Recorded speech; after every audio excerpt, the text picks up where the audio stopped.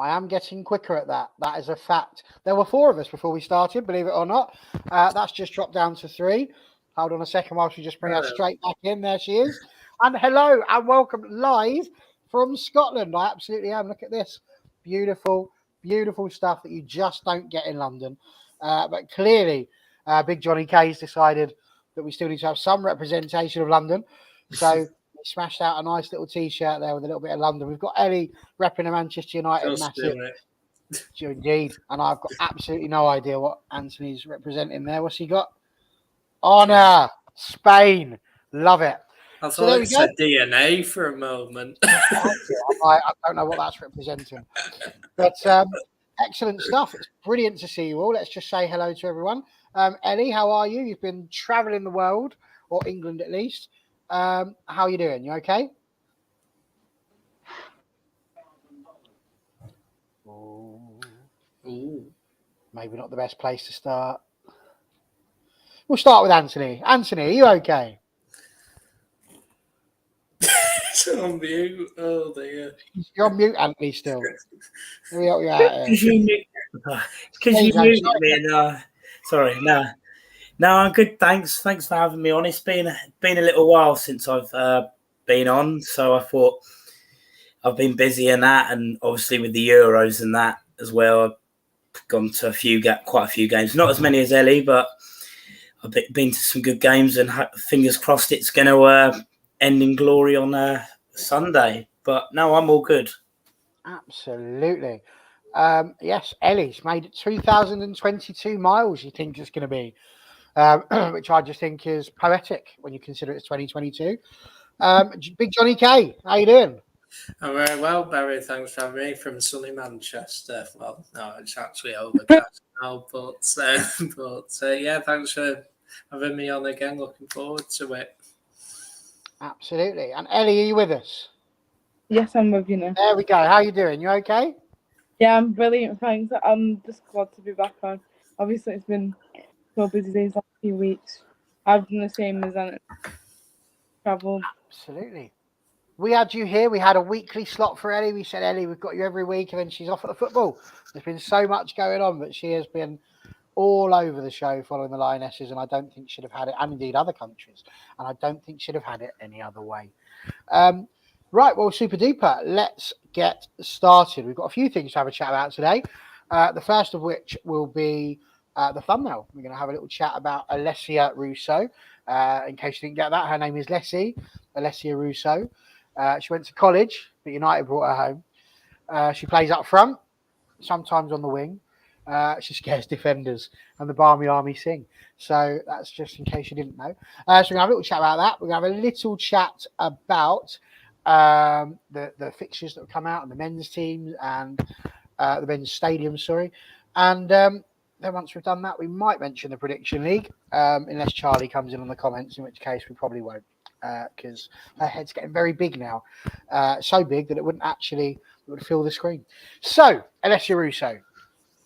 Listen, I said the other day when we had our review conversation, Alessia Russo, whatever happens, Manchester United cannot afford, under any circumstances, to lose Alessia Russo now. The legend of Russo has begun. That was my take on the matter. I'm going to just go straight round with all of you. Is that something you would agree with? Or do you have a different take on it? What's your thoughts? Alessia Russo, should she stay or should she go?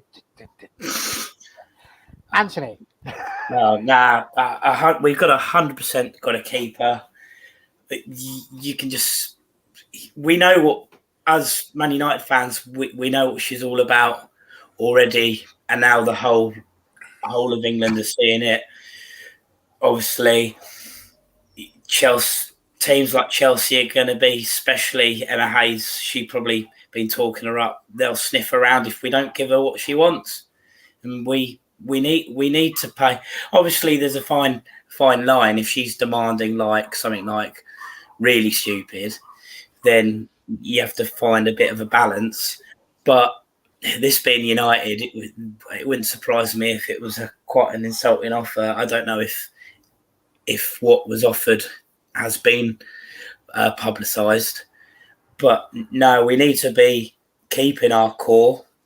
So Russo's one of them. Obviously,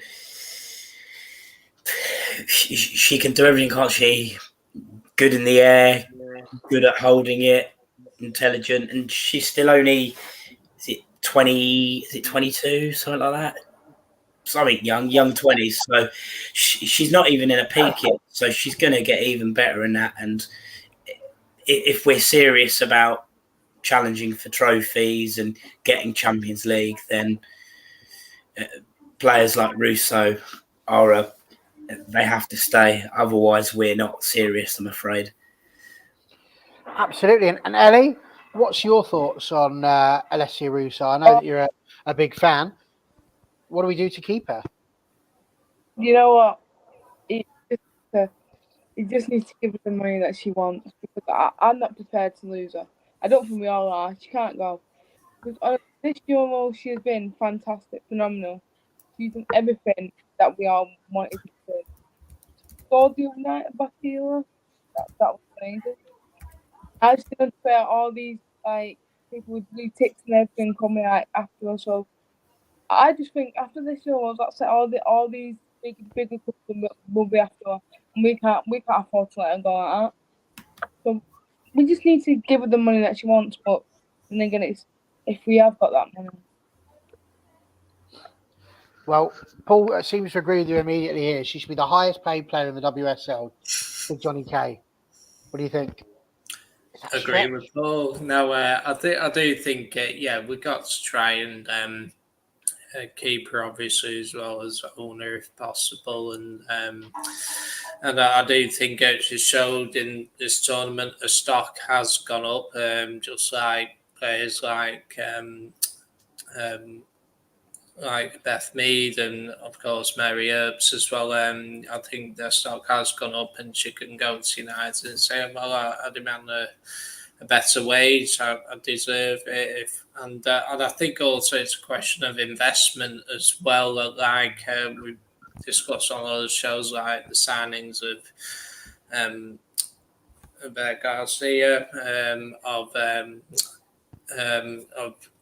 Letitia, and Rachel Williams, players like that. And if we continue to buy a couple more players after Euros, I think that's another way you can sell it to her that, we are buying some quality players. We want to improve. We want to get into the top three. We want to be competing for trophies, because I think that's where you can show that, we're building something. And I think also to give her a contract, which she desires. I do personally think she would want to stay at United if she gets a good offer, and so long as we can show that we can compete for that. But if we're unable to do that, then unfortunately she'll probably leave in a year's time. But I do think it's important we do show her that she is one of the bright prospects over the next few years or so, and it's important that we keep her. She's a Manchester United fan, but we got to make sure that we're continuing to invest and showing that eventually, hopefully, the ambition is to get into top three and compete for trophies. So I think that's what we need to do. Well, absolutely. And you look at what Sporty's put here, players like Jackie, Tooney, Honor, and Russo need to be tied down to long-term deals. In fairness, I think Tooney's on a deal until 2005 as it stands, because she definitely did extend around about Christmas time, I think. But as we're aware, Honor potentially in the last year of her contract, Alessia also in the last year of her contract, Jackie we think in the last year of hers as well. If that's the situation, concentrating mostly on Lessie here, I think, I don't know. I feel like I would be sad to lose Jackie. I feel like we potentially have somebody there who could step up to the plate. I would be sad to lose Honor. I would hope that Maya would be Honor 2.0, and therefore would be a decent replacement should that go wrong. I don't feel we have an Alessia Russo 2.0 at this club at the moment, personally. And I wonder, I saw a tweet put the other day, earlier on today actually, saying that we've got to be careful. We can't just throw the money down to Lessie, because ultimately if we do, look at what happened in the men's team. It's not always the best idea. But as Lanzel's put here, after seeing the Euros performance, United know they have to put the money down on the contract. I have faith. So this is the question. Absolutely. I think we've got somebody here. I don't know how he's doing it, to be honest with you. He must be doing it because he's logged in and he's just watching. I see. The All for United ones aren't coming from me. I'll put my name on if they're coming from that. I think this is coming from Big Connor R. But should United be breaking the wage bracket for Russo? If we give her over the odds, will more players be wanting more? Playing devil's advocate. I think this is the question. Because to me, I think at this point in time, you lose Alessia Russo, that's a bigger statement than, well, no, it's not a bigger statement, but that's a bad statement. It's a big negative statement if you can't keep your best players. You keep Alessia Russo, it shows what you're building towards. So it's a double-edged sword. Should we be breaking it? But also, does it matter? Is it more that actually Lessia's going to be having a taste now of what the Euros brings, and she just wants Champions League football, and if we can't give her it this year, then she's going to feel the need to move on. What's your thoughts on that one? Is it going to be a money? It comes back down to investment and desire, I suppose. And we're going to go the other way around. Ellie, what's your thoughts? Well, I just think this is, if we get that Champions League spot, I even said she might just change her mind. But I want to give me that. But then again, if we don't get Champions League, I think she's out because I don't know. She has in her mind probably about Champions League. She wants to be on the stage and everything. So I said, if this is a really good season for us and we get the trophies and Champions League, I think she'll stay. But she'll still want the money. She still want upper money more, I think. And I don't know, in Skinner, I do trust him a little bit.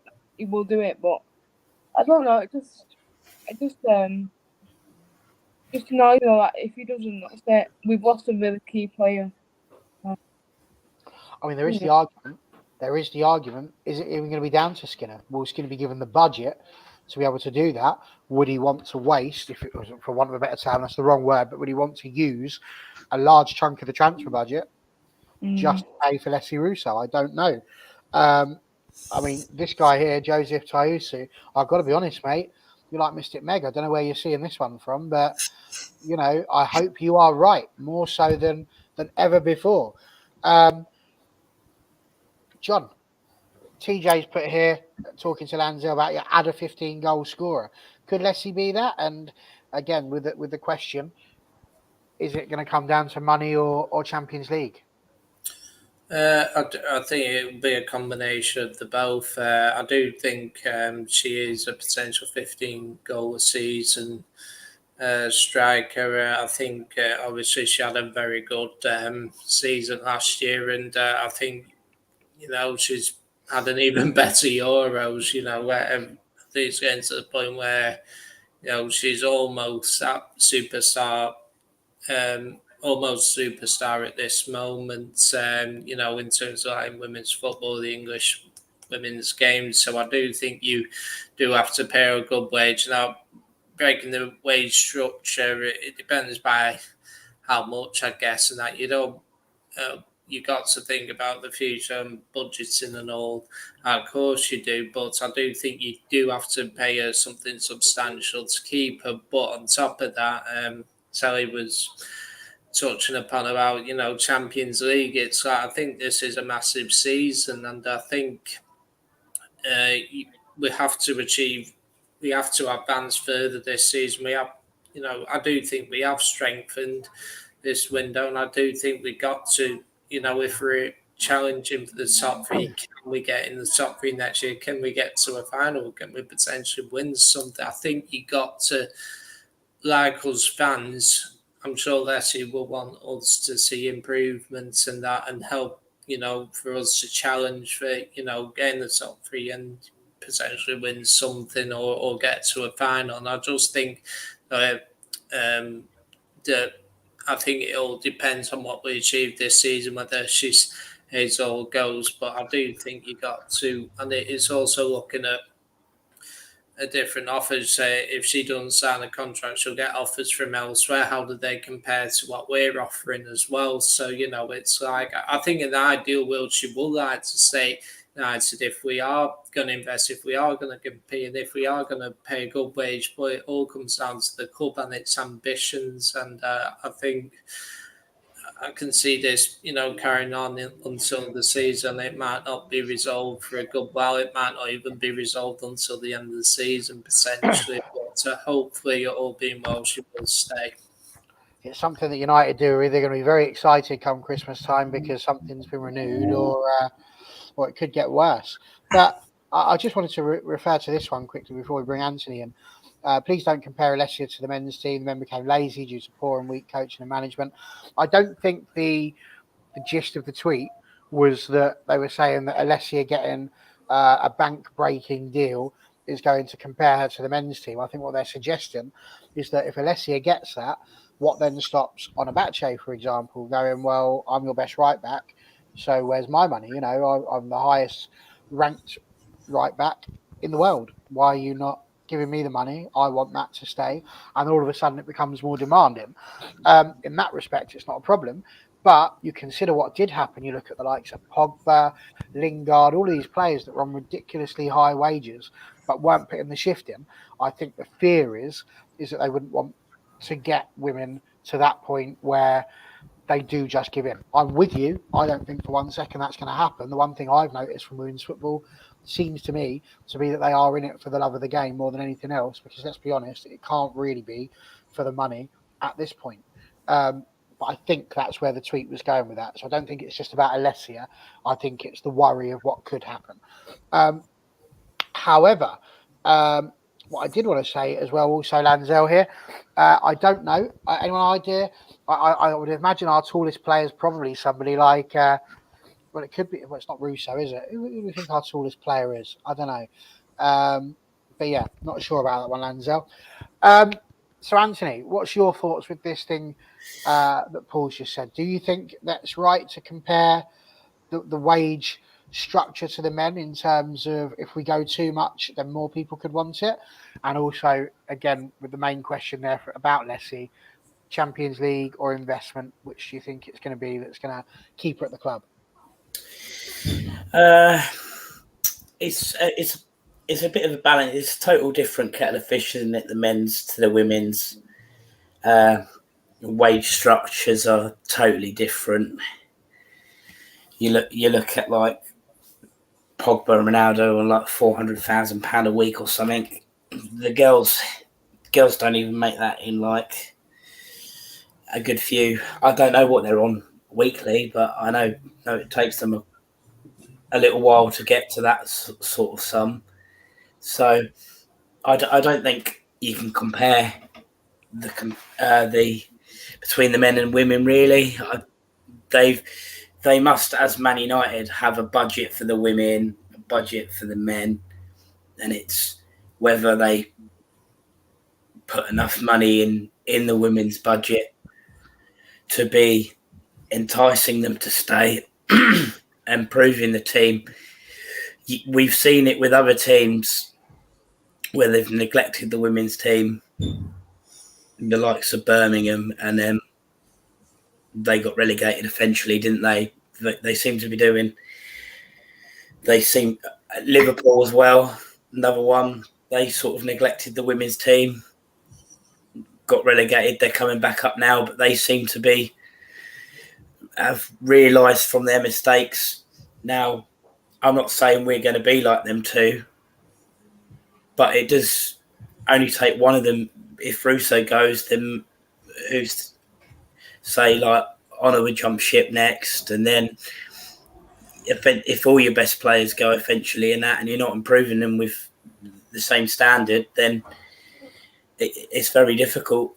You do find yourself, and us as United fans wouldn't be happy with that. We're a hard bunch to please. So with that, I don't really think you can compare the men and the women's structure. I think they're two totally different sides to the club on that point. And I apologise. What was the other question? The second bit was about what do you think it's going to be to keep Russo? Is it that she wants the Champions League, so it's ambition? Do you think she wants a fairer wage for her? What do you think it's going to be that keeps her here? Is it going to be the money? Is it going to be the Champions League? Is it going to be both? What's it going to Yeah, take, do you think? I agree with John. I think it's a balance. It's a bit of both.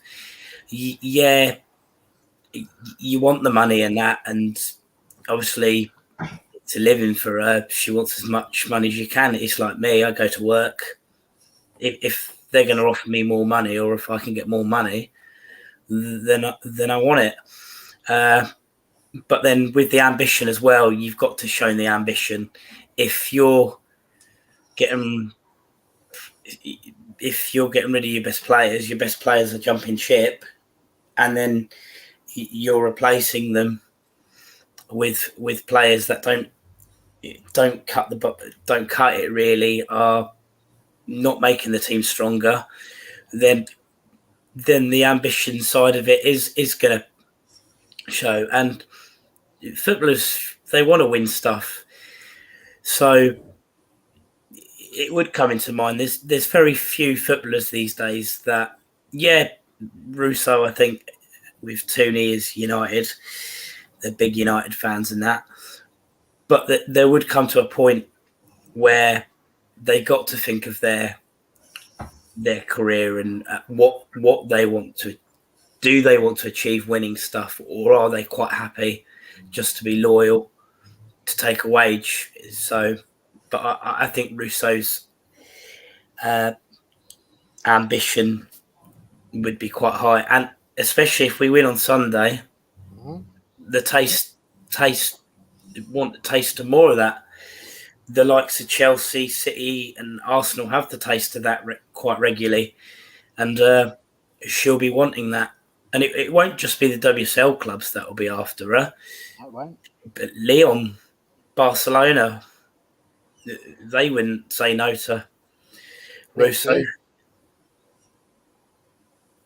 So, absolutely. Well, I think you're right. I do have to say, look at this. John Fry thinks, I think he meant highest paid, not taller. Connor thinks, I think he made highest paid, not taller. Lanzel, I'm talking about highest hand. Do you not know me? Obviously, you meant the highest hand. I just ruined the joke because I couldn't think of the tallest player for Man United women. Leave me alone. It's been a very long day. I've been driving since 5. Probably Maria or someone. Yeah, oh, that's a good one. Yeah, Thor's massive. Well, everyone's massive to me, to be fair, but you get the idea.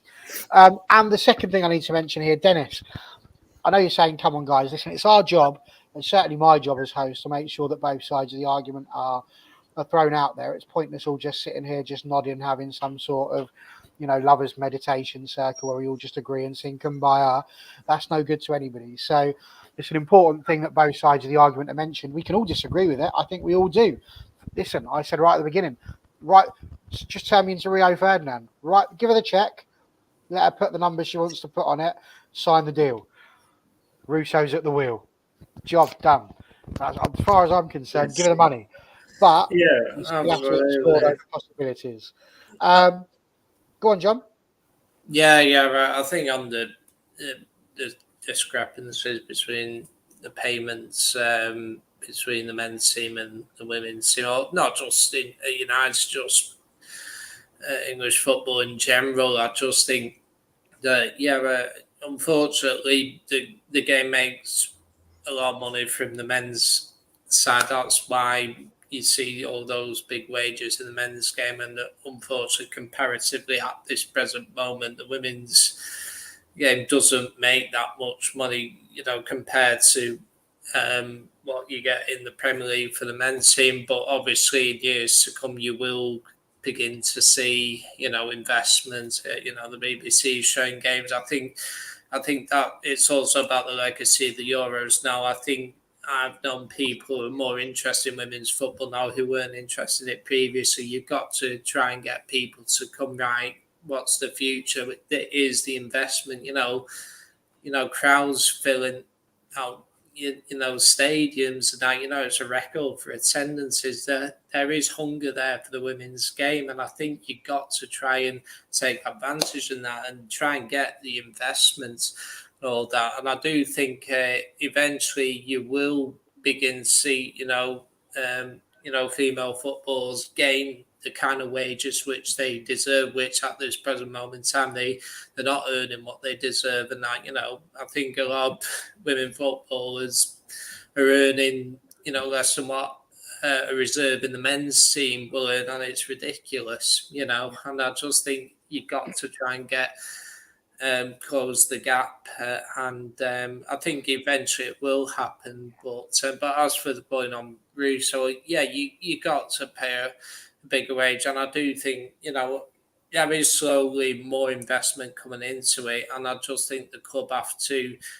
try and find ways. We'll touch upon playing more at Old Trafford. That will increase revenue for the women's game, and maybe you can afford it more and that kind of thing. And I think this is what you got to do going forwards. And it's not just with Russo, it's the same with the owner and all that. And I know it's a long-winded answer, but I think this is the kind of thing that you need to look at going forwards. And I think eventually we'll get there. But yeah, players in the women's game are paid poorly. I agree. Ellie, you've got 60 seconds to answer this question.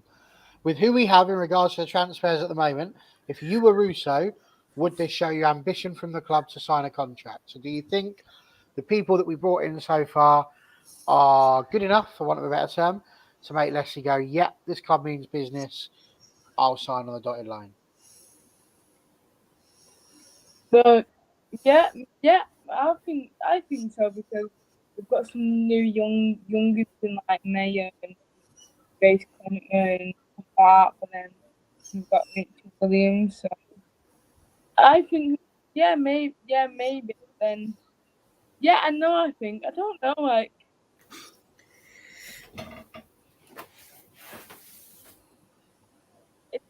we haven't made some really good signings, I must admit. But then they're not our real number one best one. But I think everyone was glad. So maybe. But is it the best available? It's like when you go to the supermarket, isn't it, really? Sometimes, if you get there a little bit later, you don't always get the top ones, the ones that have been really, really good, but you might get yourself a nice bargain that's still just as good to use currently. Anthony, 60 seconds for you to answer the same question. Do you think the transfer shows ambition for Russo to sign? Yeah, I would say mainly. I can see why they signed Rachel Williams for experience and that, and obviously it'll help the younger crowd that are there. But then even some of the younger lot like Tooney and that are getting a lot more experience now and can be useful. We saw Garcia in the Euros. She was all right, but I think apparently she plays better on the wing. So I saw something earlier where they say, I think it was John Fry saying Russo needs to stay up top.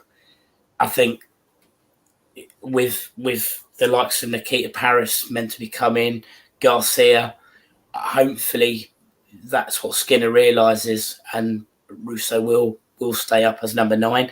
But I'm the happiest signing. I joked about it at LSV with Hope. I went, we'll have Maya. We'll even throw Martha Harris in there, because I generally didn't think Maya Letitia would come to us. And when I was like, I doubt she'll come to us, and then Deborah was like, you might be surprised, and obviously it broke. And I reckon that's been our best signing so far of this transfer window. Two of the best young fullbacks, and she can play centre back as well. Brilliant. And John, you've got 30 seconds to answer that question. Yeah, sorry, I took longer, didn't I? So what was the question, Paul? Oh, John. I think we have made good business this summer. I do think we need to get a sense rather than that, but I do think looking at things, we have strengthened and we are keeping our best players this summer. So yes, I do think to be happy with the business we've done. Brilliant. I'm going to ask for a one-word answer to the question that I'm about to throw to you now. All right? So you're in charge. Do we break the wage structure, the wage bill? Do we make Alessia Russo the highest paid player at Manchester United if that makes her sign a contract? Yes or no? Ellie, yes or no? Yes. Big Johnny K, yes or no? Yes. Anthony? Yes. It's 4 yeses. You're through to boot camp, Leslie. Well done. I thought you were going to press the buzz. No, I would be the Simon Survey Cowell. says. Oh, he's got all Les Dennis on me now. You should have done your Louis Walsh impression. You look like a pop star. You play like a pop star. You are a pop star. He's our highest Well, paid he's definitely a footballer. star. Unless you Russo, our survey says. Well, she should be. 100% she should be. So there we go. So I think we've got most people at Paul Greaves straight in with yes. I think he's on my wavelength again now. Connor's gone for yes as well. That's a Connor tweet, not an Orf United one there. Although I think pretty much everybody at Orf United would say yes to that one too. And John Fry, a big yes, including bonuses and incentives. So he's giving more on top of that as well. So there we go. Excellent. That's been an excellent 30 minutes having a chat about that. We've now just got a little bit of time to start thinking a little bit more in terms of the future. And it was announced, I think, yesterday. I want to say yesterday. That our game against Tottenham Hotspur is going to be played, first of all, on Saturday the 10th of September. So it will be one of the first games to be played. And to top it all off, we're not just going to go to the Hive, which is great because the parking there cost me more than the actual ticket. Instead, we are going to be travelling to White Hart Lane, which is it's a banging stadium, to be brutally. I've been there only for the NFL. Really looking forward to being there for the WSL. So we've got that one. Then today it comes out that Manchester City have decided, I'll tell you what, why don't you come to the Etihad, Manchester United? Would you like to come and see us there? Two big teams have both said. Arsenal, they're going to be at the Emirates. Are we going to the Emirates for that as well, are we? Thank you. I missed that in my travelling as well. So that's three big teams. And I know that I did see Arsenal say that they were going to play like 4, 5 or 6 matches potentially at the Emirates. Well, so they really in the Champions League as well. They tend to do that. Usually. Yes, that's right. Correct. And I just think they've really taken. I mean, I said about the women playing the pre-season friendlies behind closed doors, with the exception of that one in Toulouse. I feel like Manchester United are missing a trick here because we're right on the back of the Euros now. The appetite for women's football has probably never been bigger. Now's the chance to strike while the iron's hot, surely, and get some better teams to come and visit us. Now, in December, it's the Men's World Cup. Why on December the 11th? I think it's December the 11th. Are we not saying to Man City, I'll tell you what, let's return the favour, come to Old Trafford. Now, if we can get 80,000 people almost into Old Trafford to watch the youth final that we saw last season, I am positive we could get close to that, if not more, into Old Trafford to watch Manchester United against Manchester City in a women's game. So my first question to you is what I've just said. Have Manchester United missed a trick with regards to what they're doing? It sounds like we're only going to offer one in March, and as it stands, that could be something like West Ham, which, all due respect to West Ham, Aston Villa. Are we just inviting clubs that are in claret and blue? Can we expect Burnley next? I don't know. Anthony, what do you think? Yeah, like I said to you before the show, I agree with what you said. The Euros has been, there's that whole aura of the Euros at the moment. You want to keep, but I like to think the majority of the fans are going to get hooked to it now because of the Euros and that. But then the other side of me does worry that they've just jumped on the good form and that of how well England have done, and then they'll go back into their shell once the men's season starts again. That does a little worry, but I do think United should be playing it a bit better. Like I said to you, no disrespect to West Ham, but we won't get 80,000 in if we're playing a team like West Ham. Why can't we play City or Arsenal or Chelsea at Old Trafford? Like you said, City, if that's the 11th of December, there's no reason why it can't be. And if they advertise it, like if they said tomorrow, oh, we're going to play the Manchester Derby at Old Trafford, and they've got a good few months to advertise it and really publicise it and do everything in their power to fill that stadium, which I think they could if they were serious about it. But I don't know what it is. Obviously, it's the club. I don't know why they feel that they're just happy to have one game a season. It does puzzle me a bit when the other teams like Arsenal and that 3 or 4. So no, I do think there needs to be more games there, and it's in the centre, isn't it? The transport's better into Old Trafford. I do think, and we've had this conversation a lot, I do think where LSV is does put a few people off, because if you don't drive, you have to get the V1. The V1 takes an hour. Then you have like a 10-minute walk to the ground. So people these days want convenient, don't they? So isn't the V1 a form you've got to sign from the DVLA for your vehicle ownership? no, that's a V5, I think, or something. Oh, that's right. It's a V5. Got myself all excited there for a second. I'm like, why Manchester United got the same thing as that? Okay. Well, I've got to ask you, John, because this has just come up as well. Is this a fact?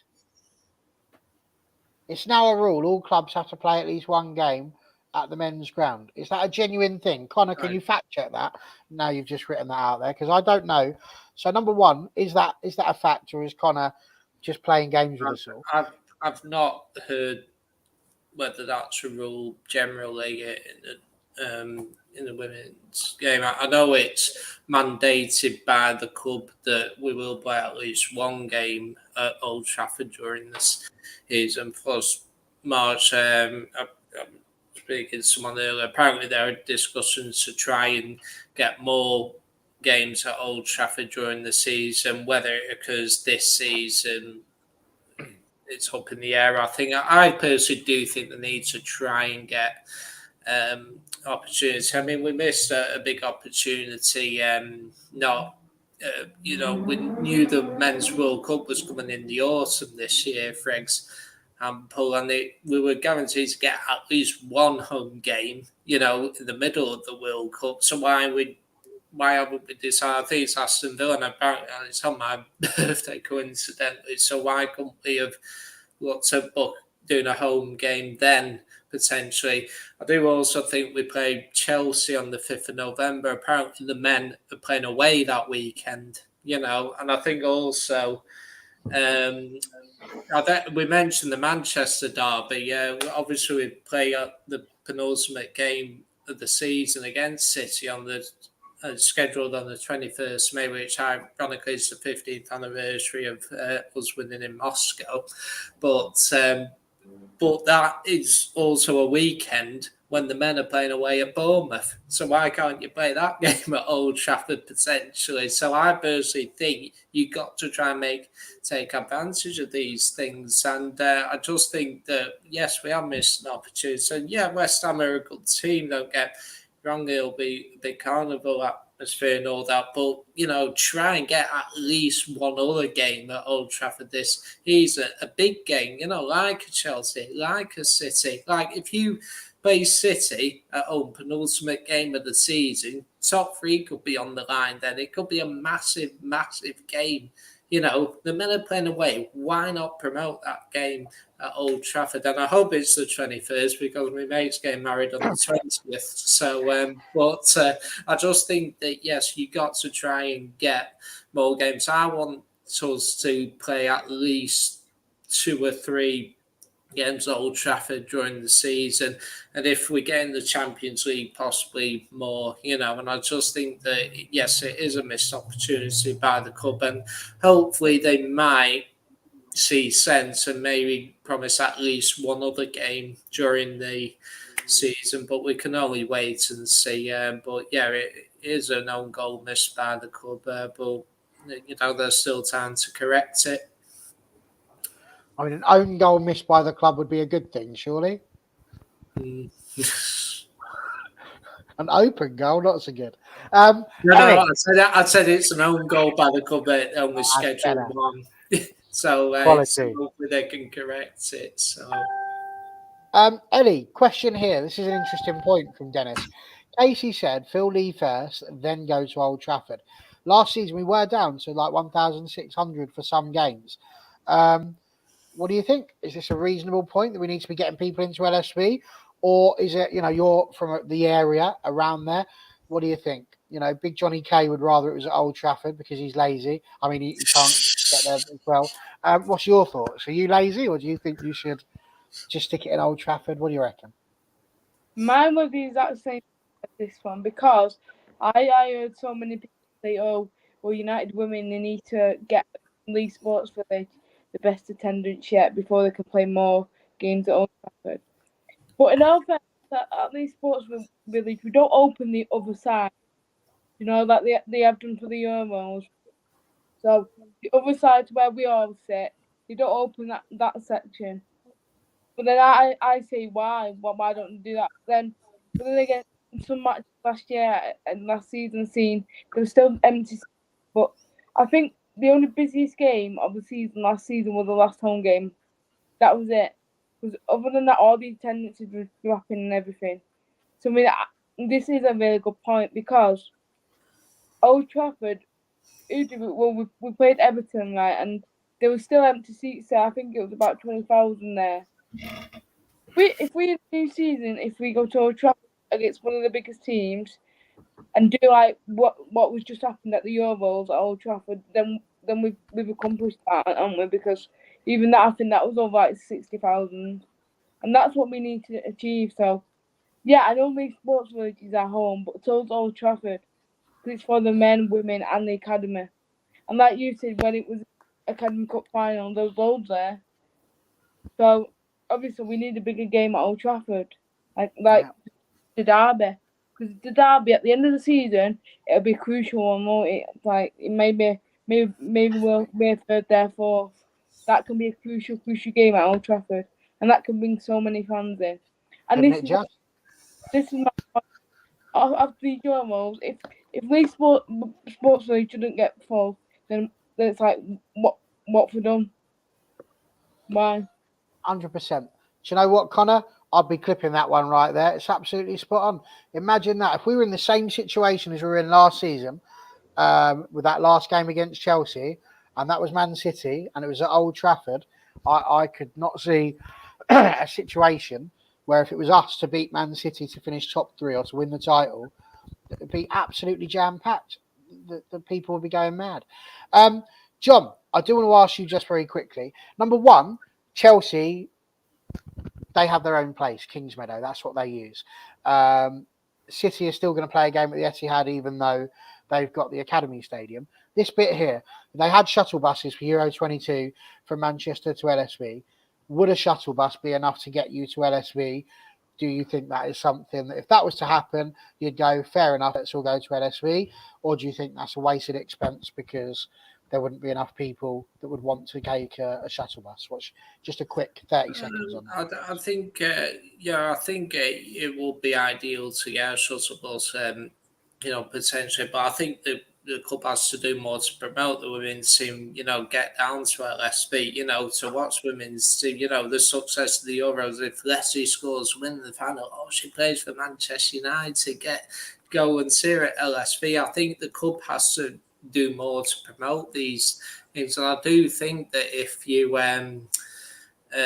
the transport links to LSV aren't good at all. Really, your only public transport is a bus. There's no other way of getting down there unless you drive. And I do think that this is where the club has to, think outside the box and think, yes, there are better ways, of thinking, use a shuttle bus so that whether it's from Manchester, whether it's from Old Trafford, that's the way you can attract more people to go. And I think also if it'll be easy, to bring, other people along, for example, getting your mates to come as well. I'll get a bus from Manchester to LSV and then back to Manchester. It can be a bit more of a day, a bit more of an experience and that kind of thing. And I do also think, the transport links are very good around Old Trafford. You can get a tram, from Old Trafford, and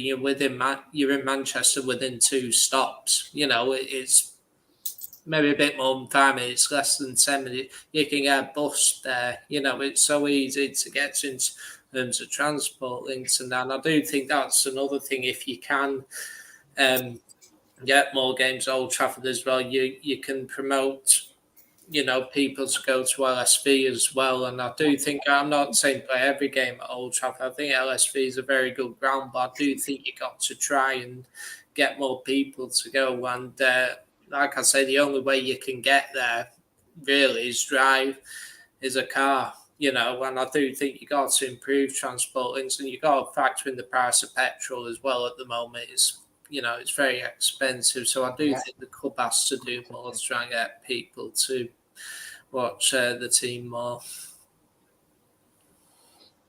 Brilliant. Thank you very much. Just a couple of bits and pieces from the comments. So, Vinny, a little question there. Will you do watch-alongs when the new season starts for women?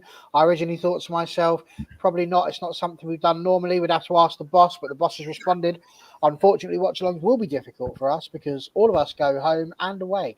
However, we will be doing match day content and match reactions next season at Vinny.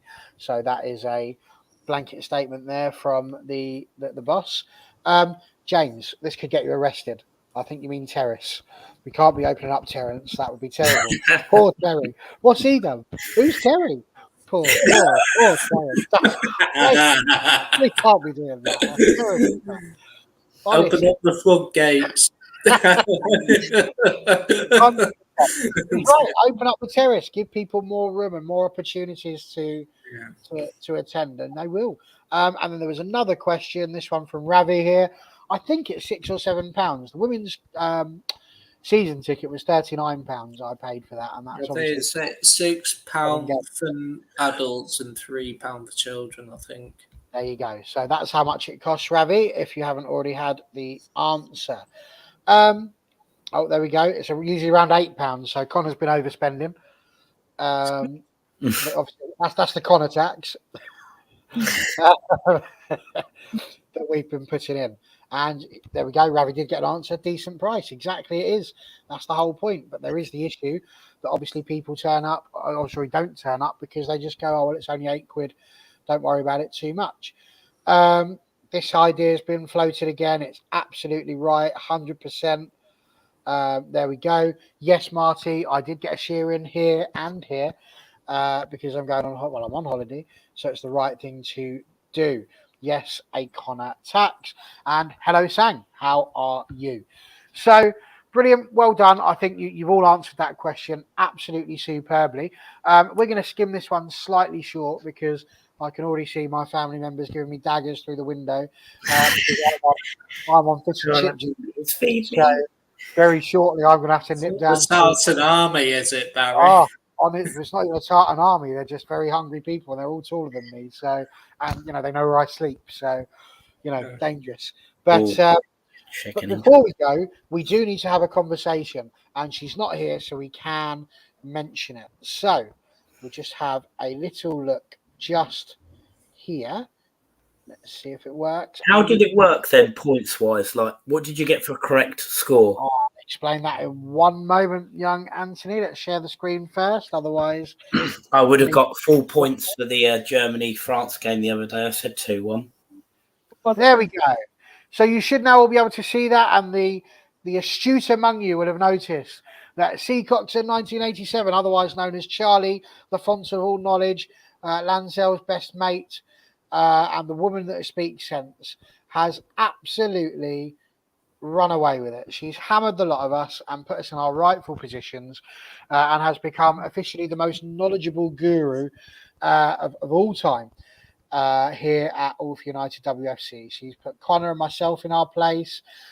Marty, even though she was strategically working through it, couldn't quite get there in the end. But I am proud of the fact that Marty was sat in this with the cellar dwellers, and she was going, that's it, I'll never get there. I told her she'd end up at the top, and look at that, she has done. Connor is there as well. Both John and I could catch him, and I'm really hoping that we do, because he'll be unbearable otherwise. How many did she get like correct score wise? It's a 7. So she got 7 full correct scores, which is amazing. You've not got one exact score, but you got 5 3-pointers. I know, correct margin, and this is why we put it in. And it's interesting because I did have a good conversation with Connor, because we were having a chat about how we're gonna, if we need to have a look at the scoring for the WSL one. And the point that I tried to make out is that the reason the 3-point one was put in was a different margin. So, putting it simply, remember, if you were to say England are going to beat Germany 2-1 and we beat Germany 2-1, you get 4 points. If we beat Germany 2-0, you'd only get 2 points because you guessed that England were going to win and that they were going to score 2, but you don't get anything for the fact that you didn't guess Germany's score correctly. Of course, if it was 3-0 to England, you'd only get 1 point because you said that England were going to win. The problem was that you could suggest that a team were going to draw and only get 1 point because it finished 1-0, for example. And it wasn't working very well. So the people that were drawing, because the correct margin was there, they might guess 3-0 when it finished 1-0. They're only getting 1 point because they guessed it was going to be a draw, but you couldn't get either of them right unless you get both bits correct. You'd have to guess 3-0 to get 4 points. So they couldn't get anything. So as a result of that, we thought, let's throw in the 3-pointer, which means that if they've guessed it's going to be a draw, they get 3 points even if they don't get it entirely correct. So it was basically about making it fairer for people that wanted to guess for a draw. And that's exactly what we've done. Nice. So it's all on there. It looks really good. At the moment, we've got Hannah Pete and DJ Ghost looking for the wooden spoon, which Marty will now be able to explain to you what that means, live from the USA. And of course, TJ sat in the middle. I mean, you could argue that Marty is both 2nd and 6th there, because as we know, we haven't seen TJ or Marty in the same room. But there we go. So that is the prediction league as it stands. Charlie is the winner. We know that. We just now need to concentrate on the rest of the places. Ellie, you've done really well in your one. Thank you very much for taking part. Have you enjoyed it? Yeah, I have, but obviously I've had 2 predictions doing that prediction lead on the app as well. So I've done that, and some of them I guessed them all right, some of them, and then on your one I guessed some wrong. I was like, why did I do that? You should have tried guessing the same one for both. Mind you, I've done that, and I'm currently 2nd from bottom on my other league, so it doesn't always work. I would have definitely got two results right. I said 2-1 Germany, and when England played Northern Ireland, I said 5-0, but I didn't really do any predictions, just the couple that come to my head. Well, there we go. John, you've been a big part of it. Have you enjoyed it? I have been a great. It's been great, and it's well on Charlie on winning it, and hopefully England will bring it home. Absolutely. As you can see here from Connor, keep an eye on our Twitter in the coming weeks for a full announcement. We'll keep mentioning it on the Fridays. Sang here has gone in for his usual dig. This wasn't even close, like when you lot play against us, unless, of course, we're beating you at half-time. Sang, obviously. That wasn't too close for you, was it? If it wasn't for the 85 million yard lob from Sam, I'm not sure you'd have been anywhere there. Sorry, Ellie, go on. We will be else this season. I don't think. Will be. I agree. But it That was wasn't your- that close, really, Sang. Didn't you lose 4-0, was it, to Wolfsburg? Got Ooh. Champions League. Or So was there it we go. 4-1? I can't remember. But it wasn't close, though, was it? There's something we can all agree with. It has been a great advert for the women's game, and indeed, the football has been amazing. Marty, it will be all WSL games, but there'll be more about that when we launch it. Anthony, will you be taking part in the WSL one? Yeah. Yeah, I'll enter it. But like Super I said to you earlier, cool. It's going to be big. It's going to be huge this It really time. is going to be huge. I feel like we may have bitten off more than we could chew, and I'm going to require some minions. But it's all right because we've got John and Connor to start off with. Jonna, as I'm calling them at the moment. So we'll see how Jonna gets on. And there we go. And together, because he's John K, Kerr, we could be Jonna Kabaz. Like a doner kebab. There you go. There's one to leave you with. That'll keep you crying into your beer, whatever going on. Listen, guys, thank you for joining us. It's been a really good evening. I can't wait to see what next week brings. Next week, I will be live from Stevenage, providing I've got home in time. So I shall be away. Enjoy Sunday, Ellie. It's going to be an absolutely superb time. I really hope you have a great experience. And of course, it's coming home. We know this. Let's just hope that it really, really does, because Connor's going to have to say it then. So thank you very much, Ellie. Superb. Anthony, cheers for joining us. Don't leave it so long next time. John, Yeah, definitely. always great to have you. Can you all just hold on whilst I push the outro button and we end it all? Thank you very much, everyone. Goodbye.